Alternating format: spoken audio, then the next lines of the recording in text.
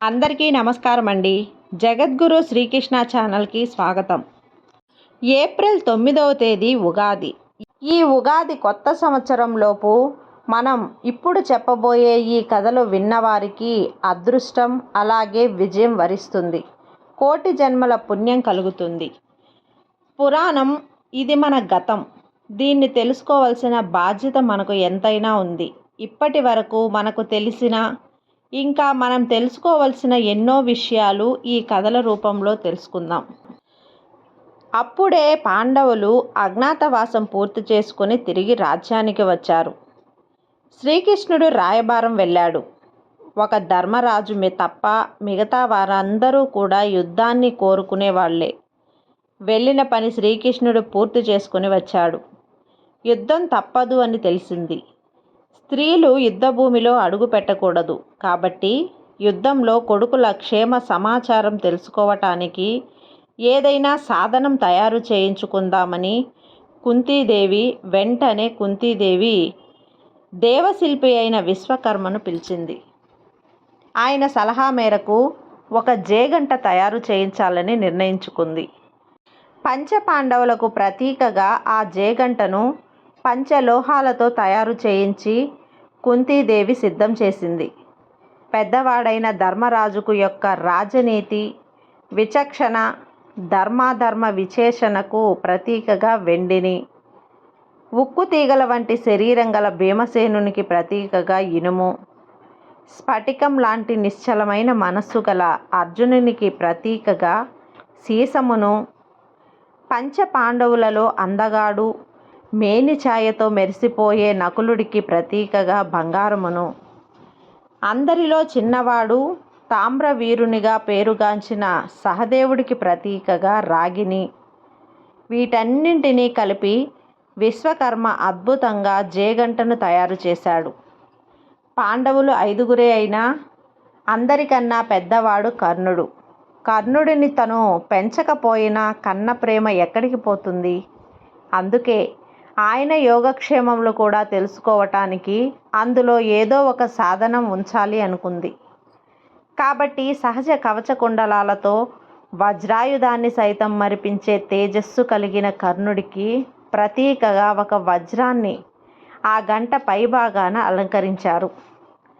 ఆ వజ్రం శ్రీ మహావిష్ణువు దగ్గర ఉండే కౌస్తుభమణి యొక్క తేజస్సు వలన ఉద్భవించింది.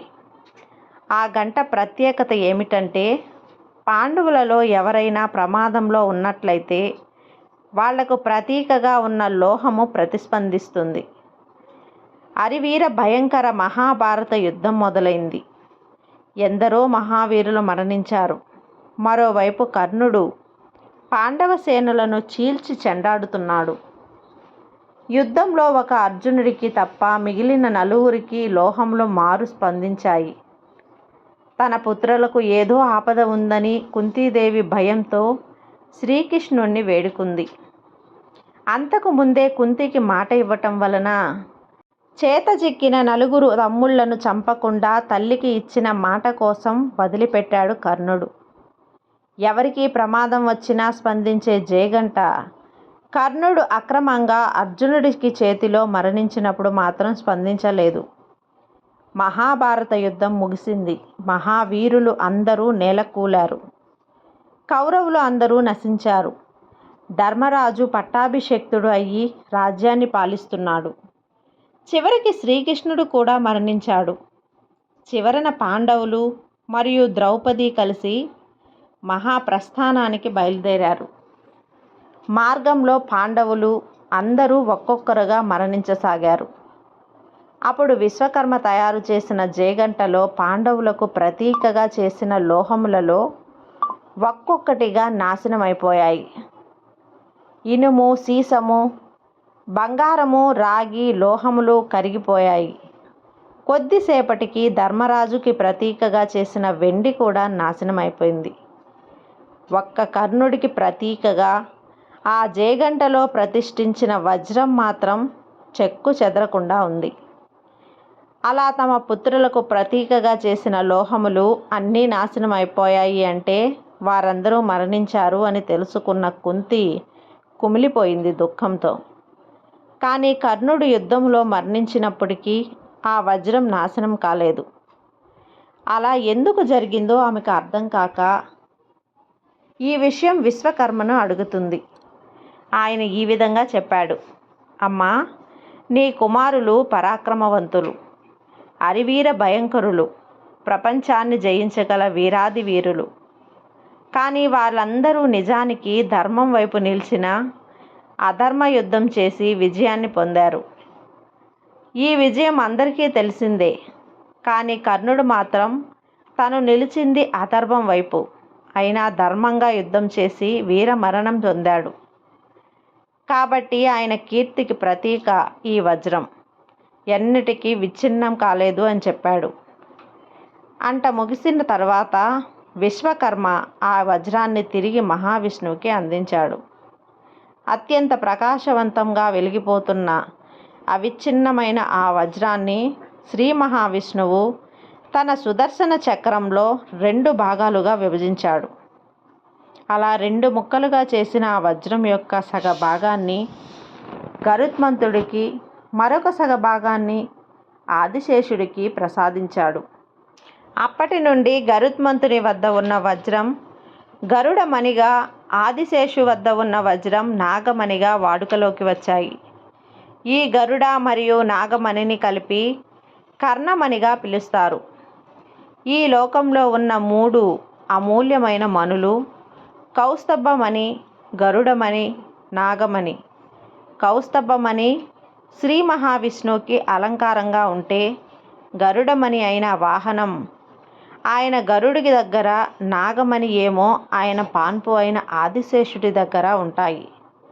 ఈ 3ంటిని కలిపి త్రికాలమణులుగా పిలుస్తారు.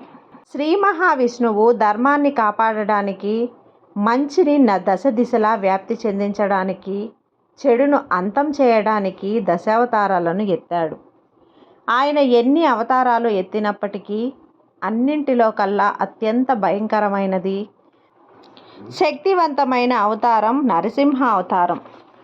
హిరణ్యకశిపుడికి సోదరుడు అయిన హిరణాక్షుడిని శ్రీ మహావిష్ణువు వరాహ అవతారం ఎత్తి సంహరించాడనే కోపంతో హిరణ్యకశిపుడు చతుర్ముఖ బ్రహ్మకు ఘోర తపస్సు చేసి తనకు మృత్యువు లేని వరం కోరుకున్నాడు. కానీ అలాంటి వరం తను ఇవ్వలేనని, పుట్టిన ప్రతి జీవి చావక తప్పదని, మరి ఏదైనా వరం కోరుకోమని బ్రహ్మదేవుడు చెప్పాడు. దాంతో బాగా ఆలోచించిన హిరణ్యకశిపుడు తనకు భూమి, ఆకాశం యందు కానీ, పంచభూతాల వల్ల కానీ, పగలు కానీ రాత్రి కానీ, ఇంట కానీ బయట కానీ, దేవదానవ యక్ష కిన్నెర కింపురుష నర మృగ అస్త శస్త్రముల నుండి చావు రాకూడదు అని కోరుకున్నాడు. బ్రహ్మ కూడా తదాస్తు అని చెప్పి వెళ్ళిపోయాడు. ఆ వర ప్రభావంతో ఆ రోజు నుంచి హిరణ్యకశిపుడు ముల్లోకాలను జయించి దేవతలందరినీ హింసించసాగాడు. భూమి మీద హరినామస్మరణ లేకుండా చేయాలనే మూలను ఇంకా తన కన్న కొడుకు కూడా హింసించాడు. ఇక ఉపేక్షించి లాభం లేదని తన భక్తుడు అయిన ప్రహ్లాదుడిని కాపాడటానికి శ్రీ మహావిష్ణువు నరసింహ అవతారం ఎత్తి హిరణ్యకశిపుడిని సంహరించాడు. ఇక్కడ వరకు అందరికీ తెలిసిన కథే. కానీ నరసింహస్వామి హిరణ్యకశిపుడిని సంహరించిన తర్వాత ఆయన ఉగ్రరూపం ఉపసంహరించకుండా ముల్లోకాలను తిరుగుతూ తన భయంకర గర్జనలతో అన్ని లోకాలను కనిపించేలా చేశాడు. దాంతో భయపడిపోయిన సకల దేవతలు బ్రహ్మ దగ్గరికి వెళ్ళి వేడుకోగా నరసింహస్వామిని శాంతింపజేయడం ఆయన వలన కూడా కాలేదు. దాంతో అందరూ కలిసి మహాశివుని వద్దకు వెళ్ళి ఎలాగైనా నరసింహస్వామిని శాంతింపజేసి మమ్మల్ని కాపాడమని కోరుకున్నాడు. వాళ్ళు కోరుకున్నట్టుగానే శాంతింపజేస్తాను అని దేవతలందరికీ మాట ఇచ్చాడు మహాశివుడు. అప్పుడు ఉగ్రరూపమై గర్జిస్తూ తిరుగుతున్న నరసింహస్వామి దగ్గరికి దక్షయజ్ఞంలో దక్షుడిని సంహరించడానికి పంపిన వీరభద్రుణ్ణి పంపాడు. వీరభద్రుడు వెళ్ళి నరసింహస్వామిని స్తుతించగా ఆయన శాంతించకపోగా వీరభద్రుణ్ణి దండించి పంపుతాడు. ఇక వీరభద్ర అవతారంలోనే కాదు, తన అవతారాలలో మరి ఏ ఇతర అవతారంలో కూడా నరసింహస్వామి ఆగ్రహం చల్లార్చడం కుదరదు అని గ్రహించిన మహాశివుడు శరభేశ్వరుడు అనే ఒక కొత్త అవతారం దాల్చాడు.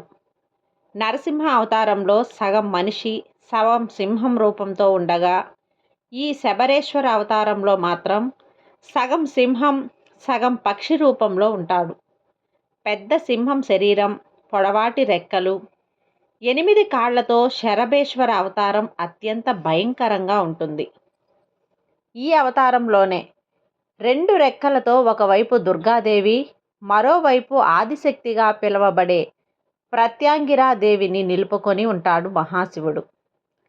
శరభేశ్వర అవతారంలో నరసింహుడి కన్నా భయంకర రూపం పొందిన మహాశివుడికి, నరసింహ అవతారం పొందిన మహావిష్ణువుకి మధ్య ఘోర యుద్ధం జరుగుతుంది. ఈ యుద్ధంలో నరసింహస్వామి తన రూపాన్ని 2 తలల గండబేరుండ పక్షిలా మార్చి శరభేశ్వరునితో యుద్ధం చేస్తాడు. 18 రోజులు వారిద్దరి మధ్య ఘోర యుద్ధం జరుగుతుంది. కానీ ఎటువైపు విజయం తేలకపోవటంతో తన ఎడమ రెక్కలో ఉన్న ప్రత్యాంగినాదేవి 2 తలల గంట బీరుండ పక్షులా మారిన నరసింహుణ్ణి అమాంతం మింగివేస్తుంది. ఆవిడే ఆదిపరాశక్తి అని తెలుసుకున్న నరసింహుడు అంతటితో శాంతిస్తాడు. ఇదే విషయం శివపురాణం, గరుడ పురాణంలో కూడా ఉంది. ఇంకా బుద్ధుని యొక్క చరిత్రను తెలియజేసే జాతక కథలు అనే గ్రంథాలలో కూడా ఈ శరభేశ్వర అవతారం గురించి ప్రస్తావించబడినది. ఈ శరభేశ్వర అవతారం బుద్ధుని యొక్క పూర్వజన్మ అని వాళ్ళు నమ్ముతారు. కానీ విష్ణు పురాణంలో మాత్రం నరసింహస్వామి ఆగ్రహాన్ని ప్రహ్లాదుడు తన స్తోత్రంతో శాంతింపజేశాడని ప్రస్తావించబడింది. మనలో చాలామందికి ఈ శరభేశ్వర అవతారం గురించి తెలియకపోవచ్చు. మరొక ముఖ్యమైన విషయం ఏమిటి అంటే, ఈ శరభేశ్వర అవతారానికి దక్షిణ భారతదేశంలో మాత్రమే ఆలయాలు ఉన్నాయి. ఇంకా దక్షిణ భారతదేశంలో ఉన్న ప్రతి శివాలయంలో ఈ శరభేశ్వర విగ్రహం ఉంటుంది. కానీ అది శరభేశ్వర విగ్రహం అని మనలో చాలామందికి తెలియదు. కాబట్టి భక్తి శ్రద్ధలతో ఈ కథను వినండి. సకల పాప దోష నివారణ జరిగి కోటి జన్మల పుణ్యం దక్కుతుంది. ఈ వీడియో కనుక మీకు నచ్చినట్లయితే లైక్ చేసి సబ్స్క్రైబ్ చేయండి. మరికొంతమంది భక్తులకు షేర్ చేయండి. సర్వే జన సుఖినో భవంతు.